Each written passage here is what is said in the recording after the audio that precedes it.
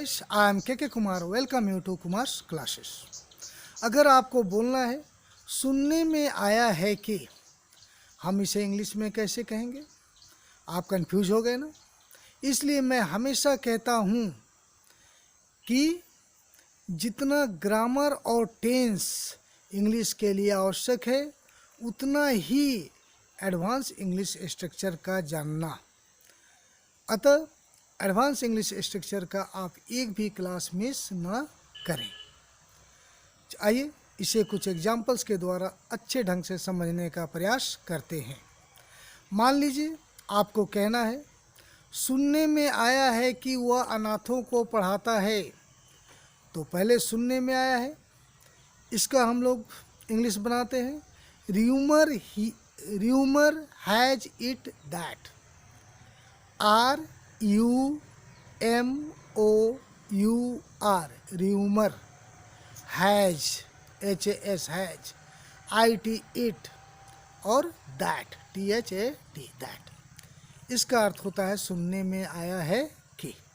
तो सबसे पहले र्यूमर हैज इट दैट, वह अनाथों को पढ़ाता है। ही ट्यूटर्स ऑर्फेन्स, ट्यूटर का इसको हम लोग वर्ब के रूप में भी लेते हैं गाइस।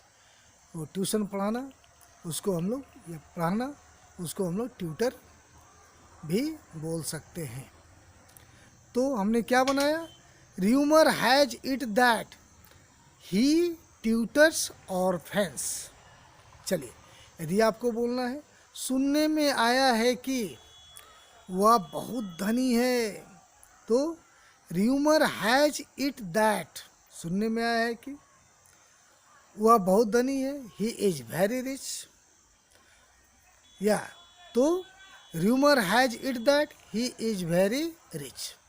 और यदि आपको बोलना है सुनने में आया है कि वे लोग डर के मारे या डर के चलते आपको कुछ नहीं बता रहे हैं, तो सबसे पहले सुनने में आया है कि rumour has it that they are not telling you anything, डर के मारे या डर के चलते, आउट ऑफ फियर।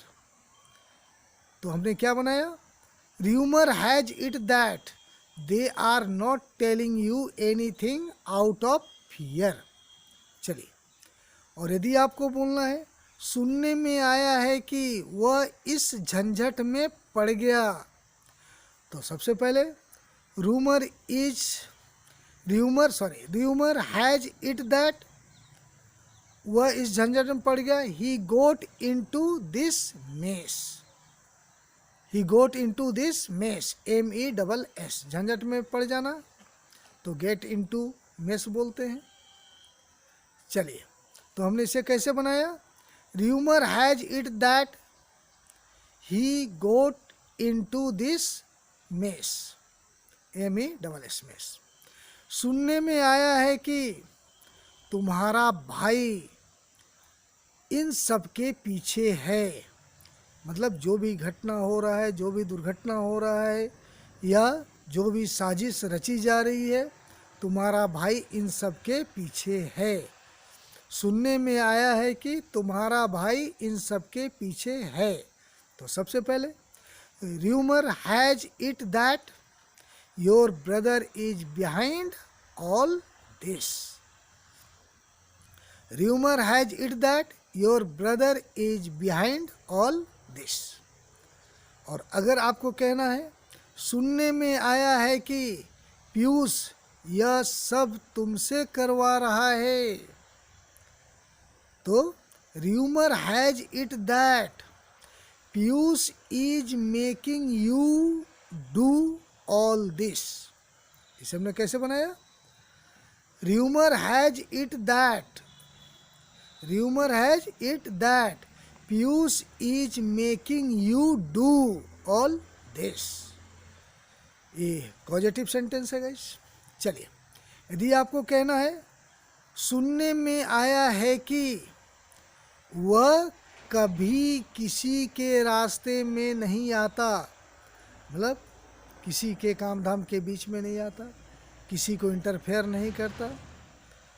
तो सुनने में आया है कि वह कभी किसी के रास्ते में नहीं आता, लेकिन जब भी कोई उसके रास्ते में आता है वह उसे नहीं छोड़ता।